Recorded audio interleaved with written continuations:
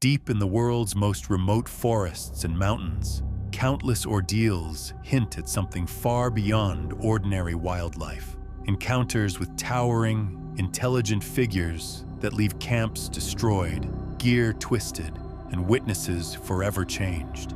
From silent watchers pressing against car windows to colossal shapes locked in brutal battles with grizzlies, these events defy explanation and shatter our sense of safety in the wild. In this video, you'll hear 6 terrifying stories of encounters with massive human-like creatures that still haunt those who survived. The remote wilderness of southwestern Montana, near the Bitterroot Mountain Range, had always been Tom Keller's sanctuary. In 1987, the 34-year-old park ranger had spent nearly 8 years patrolling these dense forests, where towering pines stretched endlessly towards snow-capped peaks. The region, known for its pristine wilderness and abundant wildlife, attracted hikers and researchers from across the country. Local Native American tribes had long spoken of the area's spiritual significance, warning of ancient guardians that roamed the deepest valleys. Tom had dismissed such stories as folklore until that October morning, when everything he believed about the natural world would be shattered.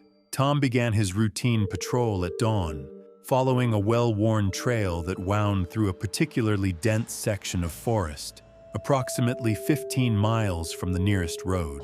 The autumn air carried the crisp scent of pine and decaying leaves, while morning mist clung to the forest floor. His mission was straightforward: check for illegal camping activities and monitor wildlife behavior as bears prepared for winter hibernation. The area had experienced unusual grizzly sightings in recent weeks, prompting increased ranger presence. As Tom rounded a bend near a small clearing, an earth-shaking roar pierced the morning silence. He immediately recognized the distinctive sound of an enraged grizzly bear, but something else accompanied it. A deeper, more guttural vocalization, unlike anything in his extensive wildlife experience. Tom cautiously approached the source of the commotion, moving from tree to tree while maintaining a safe distance. What Tom witnessed next defied all logic and scientific understanding. In the center of the clearing, 2 massive figures engaged in a violent struggle that seemed to belong in prehistoric times rather than modern Montana. An enormous grizzly bear, easily weighing over 800 pounds, grappled with a creature that towered nearly 10 feet tall.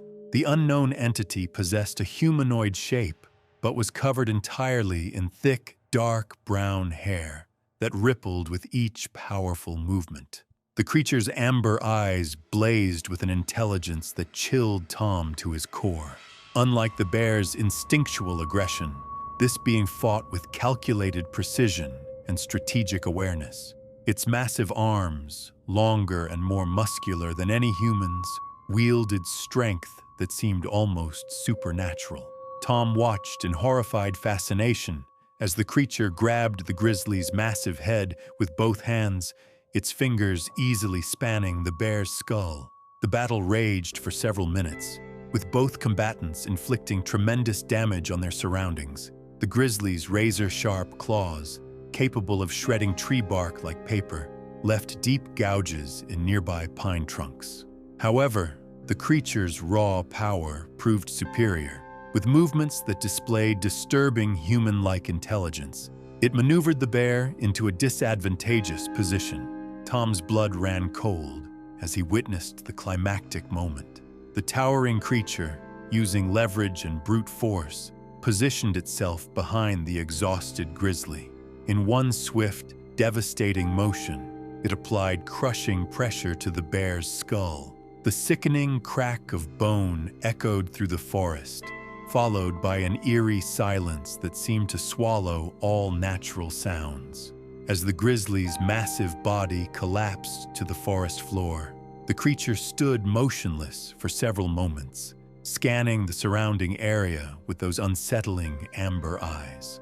Tom remained frozen behind a large pine tree, hardly daring to breathe. The being's head turned slowly in his direction, and for one terrifying instant, Tom was certain those intelligent eyes had locked onto his position.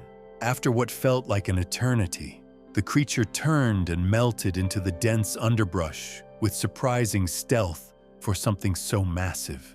Tom waited another 20 minutes before cautiously approaching the clearing. The scene that greeted him provided undeniable evidence of the encounter he had witnessed. The grizzly's body lay twisted at an unnatural angle, its skull clearly crushed by tremendous force. More disturbing were the footprints surrounding the battle site. Dozens of impressions pressed deep into the soft earth, each measuring nearly 18 inches in length and 8 inches wide. The prints showed 5 distinct toe marks and possessed an arch structure that suggested bipedal locomotion, yet they were far too large and oddly proportioned for any known primate species. Tom attempted to radio his findings to the ranger station, but his hands shook so violently that he could barely operate the equipment. When he finally made contact, his supervisor's response was predictably skeptical. Tom's report of unusual wildlife activity was logged as a standard bear incident, despite his insistence that something far more extraordinary had occurred. The official investigation concluded that the grizzly had died from injuries sustained during territorial conflict with another bear. Tom's detailed account of the humanoid creature was dismissed as a stress-induced hallucination or misidentification. His repeated attempts to document the unusual footprints were ignored, and he was advised to take administrative leave. Unable to reconcile his experience with official dismissal, Tom submitted his resignation 3 weeks later. He relocated to a different state, refusing all requests for interviews about his time in Montana. The clearing where the encounter occurred was quietly closed to public access, though no official reason was ever provided. Local hiking guides began reporting an increase in strange vocalizations and unusual wildlife behavior in the surrounding area, but these accounts never reached official documentation. In the autumn of 1983, the remote geothermal fields of northern Iceland presented both opportunity and mystery to the scientific community. Located approximately 40 kilometers southeast of Akureyri, these natural hot springs had drawn the attention of a team of academic researchers specializing in geothermal studies. The area, characterized by its bubbling sulfur pools and underground steam vents, had remained largely unexplored due to its treacherous terrain and unpredictable geothermal activity. Local folklore spoke of ancient guardians dwelling beneath the earth, but the scientific team dismissed such tales as superstition. Dr. Magnus Eriksson had assigned 2 of his most promising graduate students, Helga Bjornsdotter and Christian Thorvaldsson, to conduct a routine survey of the underground tunnel system that connected several of the larger hot springs. Their mission was straightforward: descend into the naturally formed caverns, calibrate seismic monitoring equipment, and collect temperature readings from various depths. The work was considered routine, though the students had never ventured this deep into the tunnel network before. The pair descended into the main access tunnel at precisely 9:30 that morning, their headlamps cutting through the perpetual darkness of the underground passages. Steam rose from cracks in the rocky walls, creating an otherworldly atmosphere that made even seasoned researchers feel uneasy. Helga carried the seismic equipment, while Christian managed the radio communication system that would keep them connected to the surface team. For the first hour, everything proceeded according to plan. The students reported their progress at regular 15-minute intervals, noting temperature fluctuations and successfully installing 2 of the required monitoring devices. Dr. Erickson waited at the surface with his assistant, monitoring their radio transmissions and tracking their approximate location within the tunnel system. At approximately 10:45, the radio communications suddenly ceased. Dr. Erickson attempted to re-establish contact multiple times, calling their names and requesting status updates, but received only static in response. Initially, he attributed the silence to the known radio interference that occasionally affected equipment in the geothermally active area. When the students failed to emerge from the tunnels after their scheduled noon return time, Dr. Erickson began to worry. He organized a small rescue team consisting of himself and 2 local guides familiar with the cave system. They descended into the tunnels, following the predetermined route that Helga and Christian should have taken. The rescue team discovered the students approximately 90 meters into the main tunnel, sitting in complete silence near one of the larger underground chambers. Both appeared physically unharmed, but exhibited signs of severe psychological distress. Helga stared blankly at the cavern walls, while Christian sat motionless, his hands trembling slightly. Neither responded immediately when their names were called. Most peculiar was the arrangement of their scientific equipment. All monitoring devices, radio equipment, and measurement tools had been carefully placed in a perfect circular pattern around the chamber's center. The items remained undamaged and appeared to have been positioned with deliberate precision, though neither student could later explain how or why they had arranged them in such a manner. Dr. Erickson noted that both students seemed reluctant to discuss their experience during the rescue. When pressed for details about what had occurred during the missing hour, Helga would only repeat that they had heard something impossible. Christian refused to speak at all during the ascent to the surface. In the days following the incident, the true extent of their experience began to emerge through careful questioning. Both students reported experiencing an overwhelming vibration that seemed to emanate from deep within the rock itself. They described the sensation as rhythmic, almost like breathing, but far too powerful to originate from any natural geological process.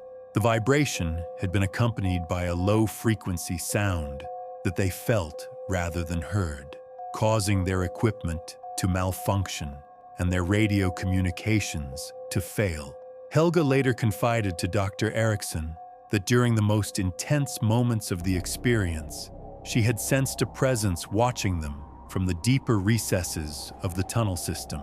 She claimed to have glimpsed massive shapes moving in the shadows beyond their headlamp beams, but admitted that fear and disorientation might have affected her perceptions. The psychological impact on both students proved severe and lasting. Helga withdrew from the geology program within 2 weeks of the incident, citing irreconcilable differences with her research focus. She relocated to Reykjavik and refused all attempts by her former colleagues to discuss her decision. Christian completed his degree, but required months of counseling to address his newly developed fear of enclosed spaces and darkness. He insisted on sleeping with multiple light sources for nearly a year after the incident. 3 weeks after the tunnel incident, Dr. Erickson returned to the site to retrieve the abandoned monitoring equipment. While collecting the devices, he discovered unusual impressions in the muddy ground surrounding the largest hot spring. The prints appeared to be from bare feet, but were significantly larger than any human could produce. Each impression measured nearly 18 inches in length and 7 inches across at the widest point. The depth of the impressions suggested whatever had made them possessed considerable weight and size. Local residents, when informed of the discovery, showed little surprise. They explained that the area had long been known by the name Dyrahylur, which translated roughly to the Beast's Basin.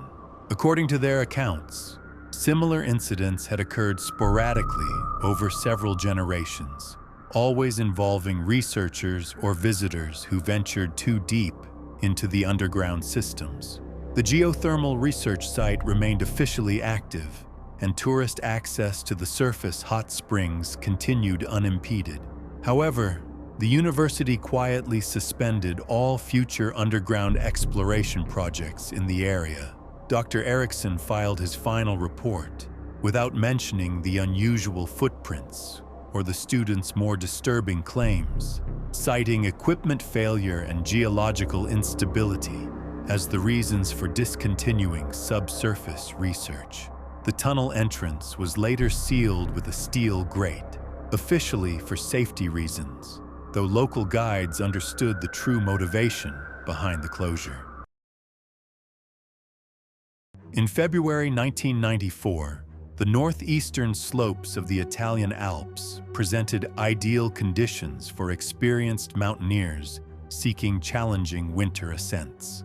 The region, located roughly 30 kilometers southwest of Cortina d'Ampezzo, featured a series of dramatic limestone peaks that attracted climbers from across Europe.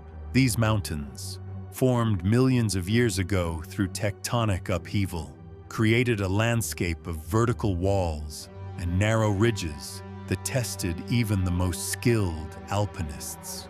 Local climbing guides had long whispered about certain areas where expeditions inexplicably failed, but such stories were typically dismissed as attempts to discourage competition for prime climbing routes. Renzo Castellano, a seasoned Italian mountaineer with over 15 years of alpine experience, had organized a small expedition consisting of himself and 2 accomplished climbers from Austria. His companions, Friedrich Waldmann and Greta Zimmermann, were both members of the Innsbruck Alpine Club and had extensive experience in technical winter climbing. Their objective was to establish a new route up the north face of a previously unclimbed peak that local guides referred to simply as the Sentinel. The team established their base camp on a narrow ridge at approximately 2,800 meters elevation, choosing a location that provided protection from prevailing winds while offering strategic access to their planned climbing route. Weather conditions appeared optimal, with clear skies forecast for the following 3 days and minimal avalanche risk, according to regional safety bulletins. The climbers had carefully studied topographical maps and consulted with local guides about potential hazards in the area. Renzo's expedition was scheduled to check in with the Valley Rescue Station every 12 hours via radio communication. Their first evening report indicated successful camp establishment and confirmed their intent to begin the technical climbing phase the following morning. The team expressed confidence in their preparation and noted excellent snow conditions on the upper slopes. When the scheduled morning communication failed to occur, rescue coordinator Marco Antonelli initially attributed the silence to equipment problems or temporary weather interference. However, by the second missed check-in that evening, he organized a helicopter reconnaissance mission to locate the climbing team and assess their situation.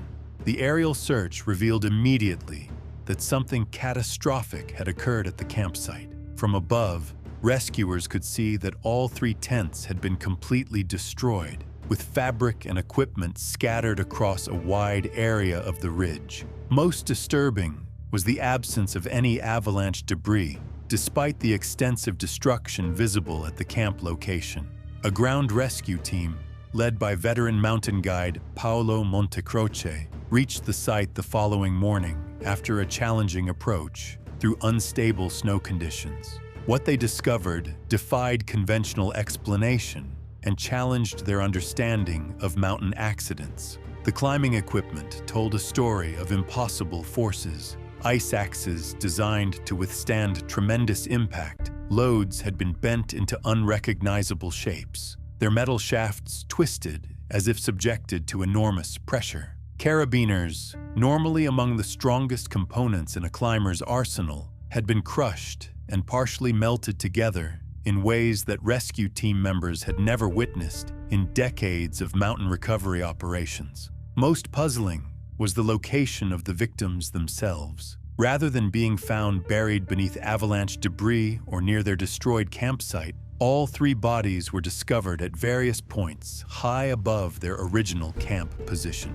Renzo's body was located nearly 40 meters upslope from the tent site, positioned against a rock outcropping in a manner that suggested he had been thrown with tremendous force. Friedrich and Greta were found at similar distances from the camp, their bodies bearing evidence of massive trauma, but no signs of typical avalanche burial or prolonged exposure. Paolo noted that the positioning of the victims appeared inconsistent with any natural disaster he had encountered in 25 years of mountain rescue work. The angles at which the bodies had come to rest suggested they had been propelled outward and upward from the campsite with extraordinary violence, yet there was no evidence of rockfall, avalanche, or explosive equipment failure that could account for such displacement. During the recovery operation, team member Silvana Rossetti made a discovery that the official incident report would later omit.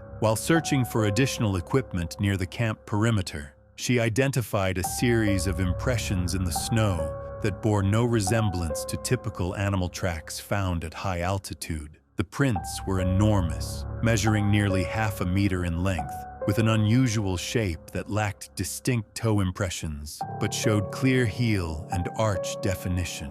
The tracks formed a rough circle around the destroyed campsite before leading toward a steep, nearly vertical section of the ridge that would have been impossible for conventional rescue teams to follow. Silvana documented the impressions in her field notes, but was instructed by rescue leadership to avoid discussing them in her formal statement. Local alpine guides, when quietly consulted about the incident, reluctantly shared accounts of previous expeditions that had reported sightings of large bipedal figures moving among the high peaks during winter months. These witnesses described creatures of immense size that seemed to move effortlessly across terrain that challenged even experienced mountaineers. The official investigation concluded that the climbers had died as a result of sudden weather changes combined with equipment failure, though investigators privately acknowledged that this explanation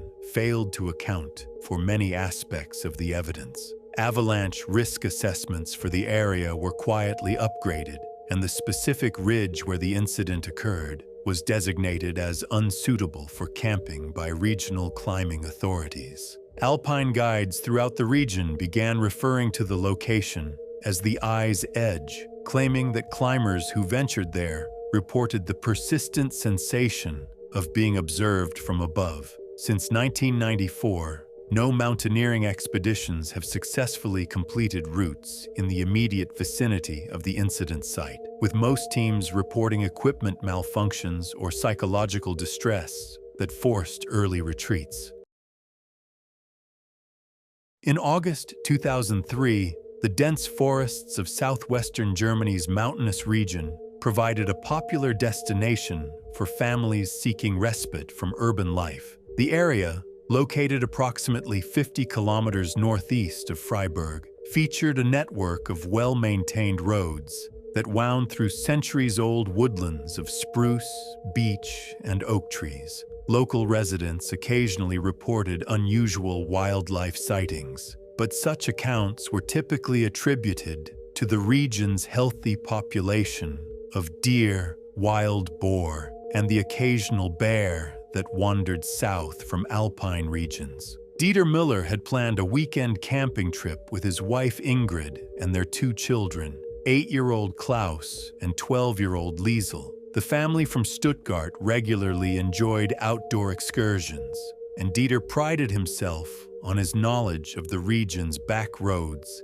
and secluded camping spots. Their destination was a remote clearing that Dieter had discovered during a previous solo hiking expedition, accessible only via a narrow forest road that saw minimal traffic during weekday periods. The family departed Stuttgart early Saturday morning with their compact sedan loaded with camping equipment and supplies for a 3-day wilderness experience. Dieter chose to take the scenic route through smaller forest roads rather than the main highways, hoping to give his children a better appreciation for the natural landscape they would be exploring.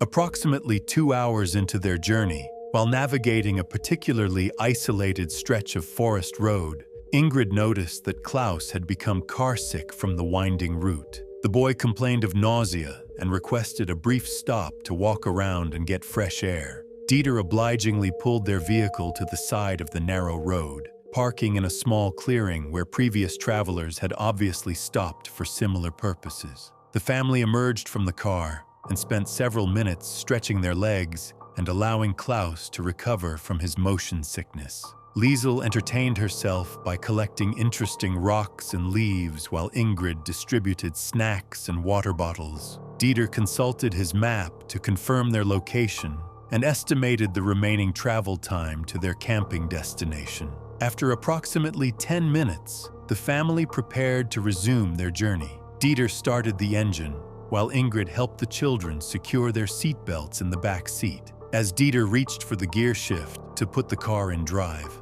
a tremendous impact struck the driver's side door with enough force to rock the entire vehicle on its suspension. Through the driver's side window, the family observed thick, dark-haired fingers pressed against the glass with such pressure that the window began to flex inward. The fingers were easily twice the size of normal human digits, covered in coarse hair that appeared almost black in the filtered forest light. Deep scratches appeared in the safety glass as whatever creature had grasped their car began to apply even greater pressure. Ingrid later reported that the most terrifying aspect of the encounter was not the creature's obvious strength, but its apparent intelligence. Rather than attacking randomly or attempting to break the glass immediately, it seemed to be studying the family inside the vehicle with deliberate curiosity. The children, paralyzed with fear, could only stare as the massive hand maintained its grip on their car door. The encounter escalated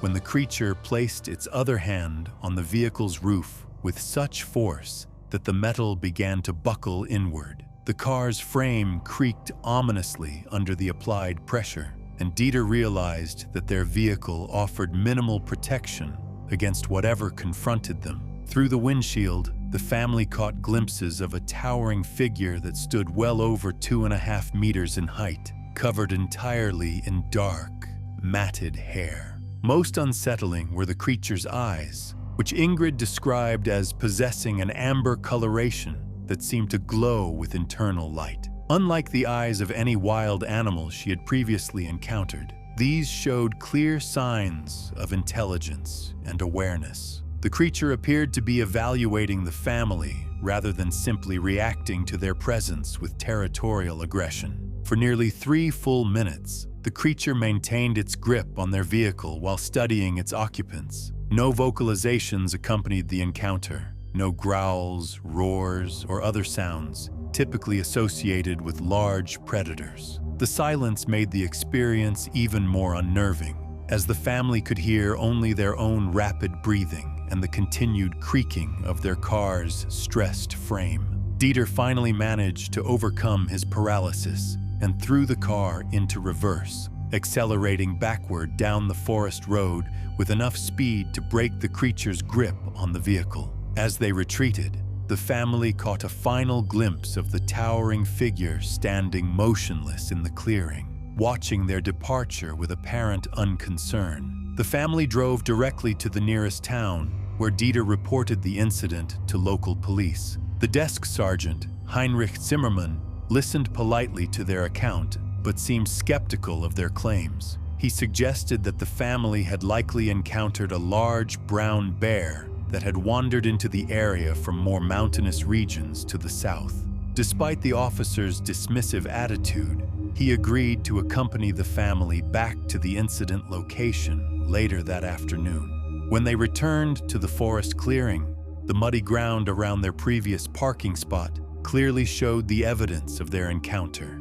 Enormous footprints, measuring nearly half a meter in length and showing distinct toe impressions, formed a clear trail around the area where their car had been parked. Officer Zimmerman examined the prints carefully and documented their size and location in his incident report, but cautioned the family against discussing their experience with local media or other authorities. He explained that reports of unusual wildlife encounters often caused unnecessary panic among tourists and could negatively impact the region's economy. He suggested that they consider themselves fortunate to have escaped injury and advised them to avoid isolated forest areas in the future.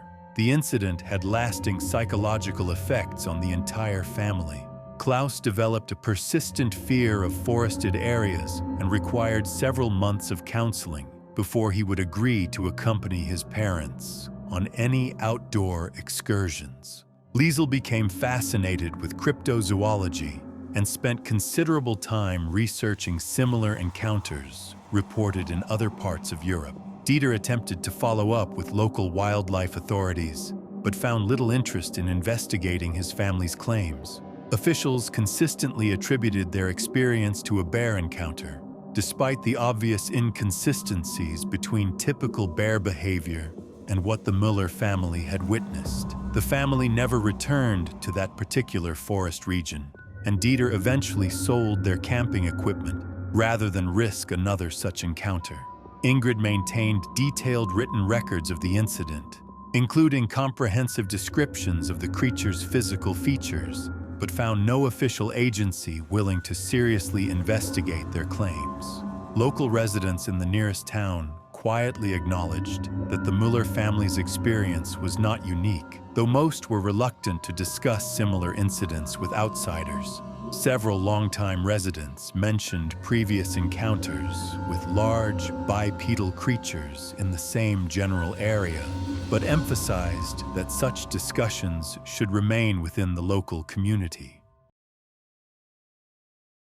In September 2018, the vast wilderness areas of Washington state continued to attract documentary filmmakers seeking to capture the region's pristine natural beauty for television and streaming platforms. The forests, located approximately 80 kilometers northeast of Seattle, represented some of the most densely wooded terrain in North America, with towering Douglas firs and western red cedars creating a canopy so thick that sunlight rarely reached the forest floor.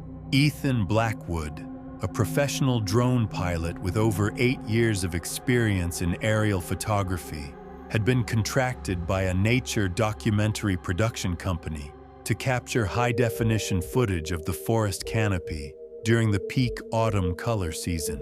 His specialized equipment included a military-grade drone capable of extended flight times and equipped with professional-quality cameras that could record in ultra-high resolution. Ethan had successfully completed similar projects throughout the Pacific Northwest and was considered among the most skilled operators in his field. The production company had specifically requested footage of an area where satellite imagery had revealed unusual patterns in the tree coverage. Aerial photographs showed sections where mature trees appeared to have been deliberately arranged in geometric configurations that were inconsistent with natural forest growth patterns. The producers hoped that closer examination via drone surveillance might reveal whether these formations were the result of unknown geological processes or perhaps evidence of historical human activity in the region. Ethan established his base of operations at a logging road intersection that provided the necessary clearance for drone launches while remaining within the legal flight distance of his target area. He had obtained all required permits from federal and state authorities and had coordinated his activities with local air traffic control to avoid conflicts with emergency aircraft or Forest Service operations. His initial flight plan called for a systematic survey of approximately 20 square kilometers of forest, with particular attention to the unusual tree formations identified in the satellite imagery. The drone's camera system would record continuous footage while simultaneously transmitting real-time images to Ethan's ground-based monitoring equipment. The first hour of the survey proceeded exactly as planned. Ethan successfully captured stunning footage of the forest canopy, documenting the brilliant reds and golds of maple and birch trees interspersed among the evergreen conifers. The unusual tree formations proved even more intriguing when viewed from directly above, as they clearly showed evidence of deliberate arrangement rather than natural growth patterns. At approximately 11:30 in the morning, while maneuvering the drone for a closer examination of one particularly geometric formation, Ethan noticed movement in the forest below that seemed inconsistent with typical wildlife behavior. Through his monitor, he observed large sections of understory vegetation swaying in patterns that suggested the passage of something considerably larger than deer or elk. Ethan adjusted the drone's flight path to investigate the source of the movement, directing the aircraft toward a small clearing where the disturbance appeared to originate. As the drone descended to approximately 50 meters above the treetops, its video transmission began showing signs of interference despite perfect weather conditions and no known sources of electronic disruption in the area. The signal degradation intensified rapidly, with the high-definition video feed deteriorating into fragmented images and static bursts that made detailed observation impossible. Ethan attempted to regain control by adjusting transmission frequencies and recalibrating his equipment, but the interference continued to worsen despite his technical expertise. At precisely 11:47, the drone's transmission ceased entirely. Ethan's monitoring equipment showed complete signal loss, indicating that the aircraft had either suffered catastrophic mechanical failure or had been destroyed. The sudden silence from his expensive equipment was accompanied by an equally abrupt cessation of all ambient forest sounds around his ground position. Ethan later described the next few minutes as the most unnerving experience of his professional career. The natural background noise of birds, insects, and wind through the trees completely disappeared, creating an oppressive silence that seemed to press against his ears. Even more disturbing was the sound of footsteps approaching his position from the direction where his drone had vanished. The footsteps were unlike anything Ethan had previously encountered in wilderness settings. Each step produced a deep, resonant impact that he could feel through the ground as well as hear. The rhythm was deliberately slow and measured, suggesting careful movement rather than the hurried pace of startled wildlife. Most unsettling was the apparent effort being made to move quietly. Despite the creature's obvious size, the footsteps were surprisingly soft and controlled. Ethan estimated that whatever approached his position stood well over 2.5 meters tall based on the spacing and depth of the footsteps. The creature moved with a bipedal gait that ruled out bears or other quadrupedal animals. Yet the measured pace and evident intelligence suggested something far more sophisticated than any known primate species. Through gaps in the forest canopy, Ethan caught brief glimpses of a massive, dark-colored figure moving between the trees with remarkable agility despite its apparent bulk. The creature seemed to be deliberately positioning itself to remain partially concealed while observing his activities. Most disturbing were its eyes, which appeared to glow with an amber luminescence that was clearly visible even in the bright daylight, filtering through the forest. After approximately 10 minutes of this mutual observation, the creature apparently lost interest in Ethan's presence and melted back into the forest depths with the same silent efficiency that had marked its approach. The gradual return of normal forest sounds, birds resuming their calls, and insects beginning to buzz again, marked the end of the encounter. Ethan spent the remainder of the day searching for his destroyed drone, following compass bearings and GPS coordinates to locate the approximate crash site. He eventually discovered the wreckage scattered across a small clearing, roughly 2 kilometers from his launch position. The aircraft had been completely destroyed, with its composite frame twisted and shredded beyond any possibility of repair. Most puzzling was the nature of the destruction.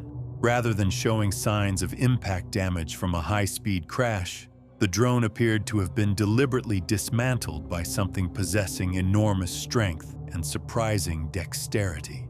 Individual components had been separated and arranged in a rough pile, almost as if the creature had been examining the aircraft's construction before discarding the pieces.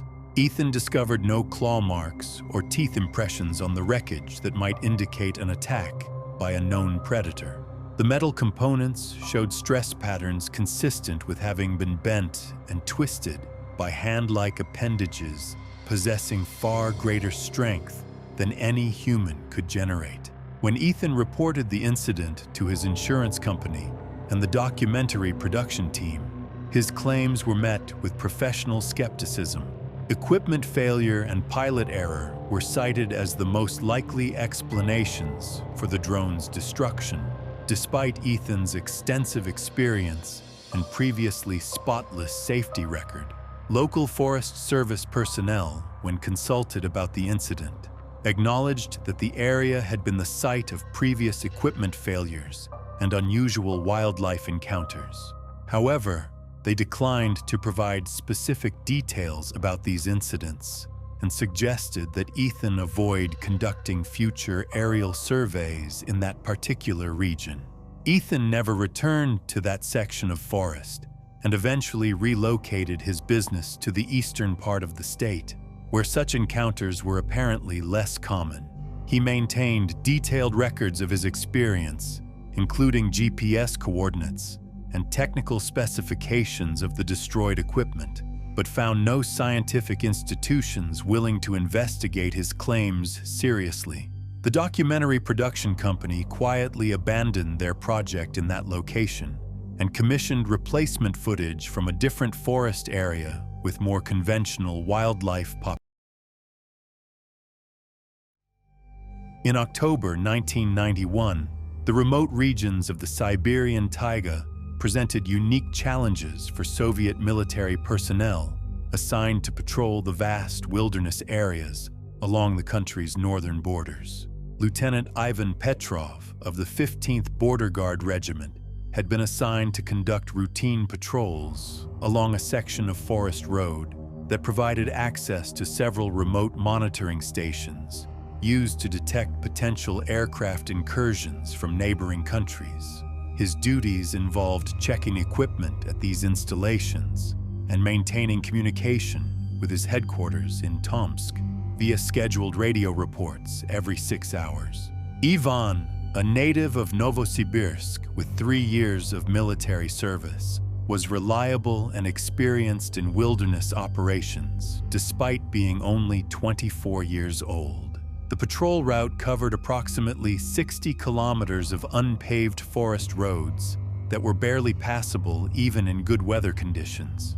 Ivan traveled alone in a UAZ 469 utility vehicle equipped with communications equipment, emergency supplies, and basic tools needed to maintain the remote monitoring stations. His patrol schedule required him to complete the circuit within 18 hours, allowing time for equipment maintenance and brief rest periods at designated checkpoints.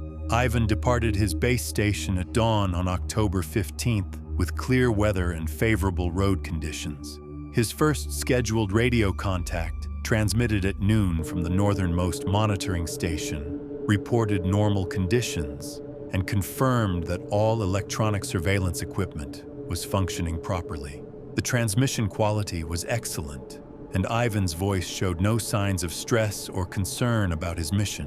When Ivan failed to make his second scheduled contact at 6 o'clock that evening, his commanding officer, Major Dmitry Volkov, initially attributed the silence to equipment malfunction or temporary atmospheric interference that occasionally affected radio communications in the region.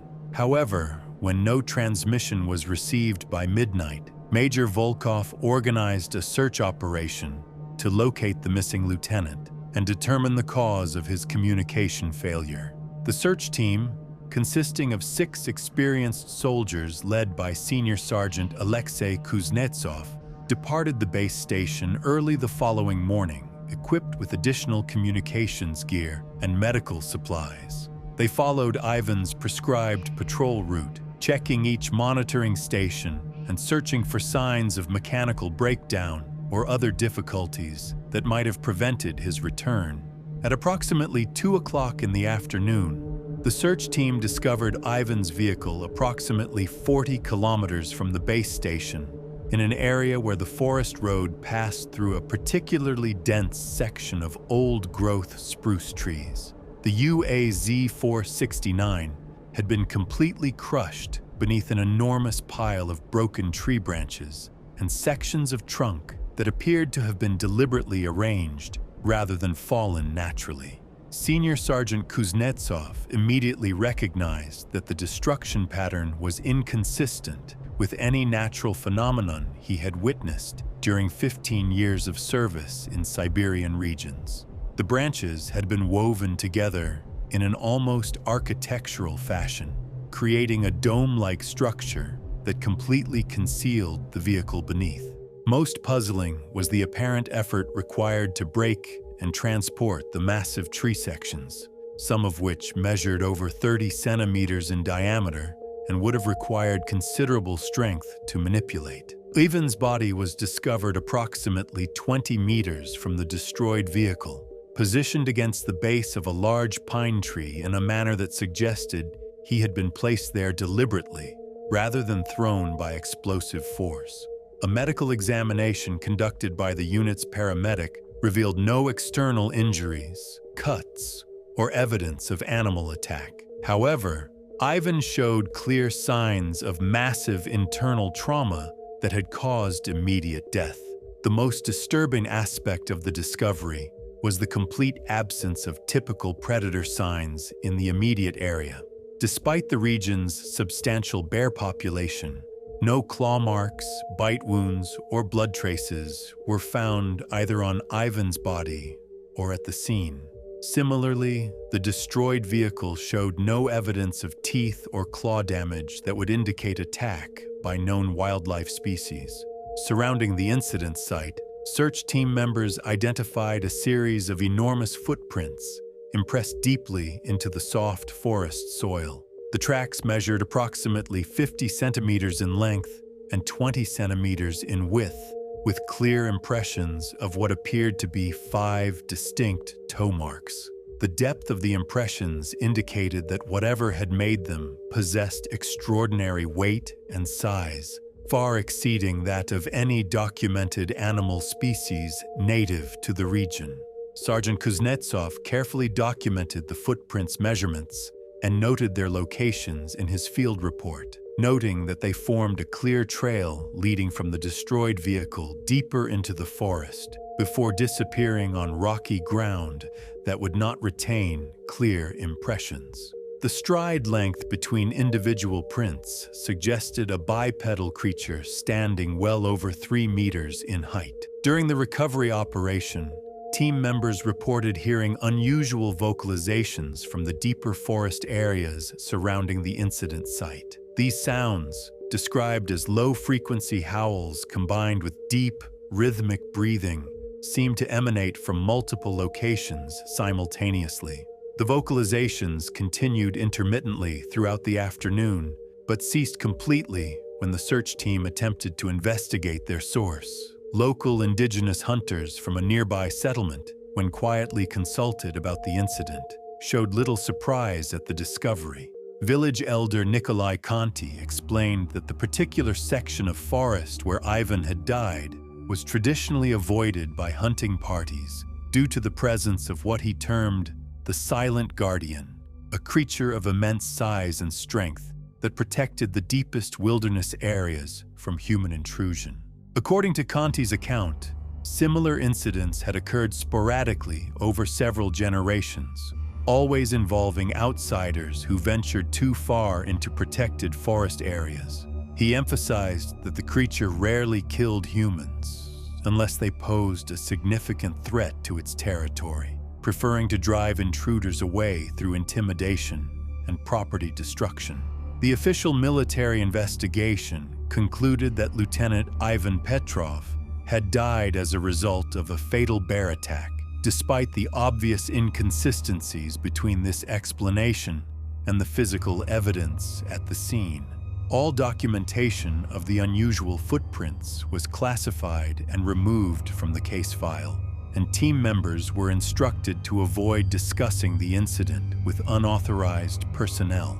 Major Volkov quietly modified patrol procedures to avoid the specific forest area where Ivan had died, citing concerns about increased bear activity in the region. Future patrols were conducted by two-person teams equipped with additional radio equipment and emergency flares, though no official explanation was provided for these enhanced safety measures.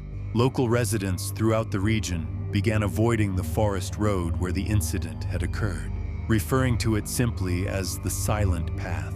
Hunters and trappers reported that wildlife populations in the immediate area had changed dramatically following Ivan's death, with most animal species apparently relocating to different territories further from the incident site. The monitoring station that Ivan had been scheduled to service was eventually abandoned, and its equipment relocated to a more accessible location closer to the main military base.